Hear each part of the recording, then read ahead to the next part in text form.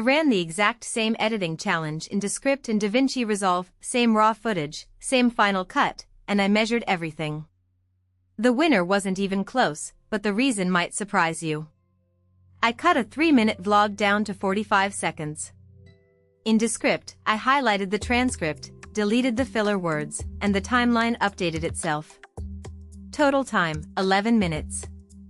The interface feels like a word processor, and for anyone who hates timeline editing, that's a game changer.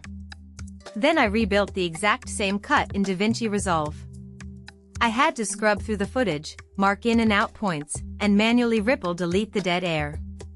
Total time, 26 minutes.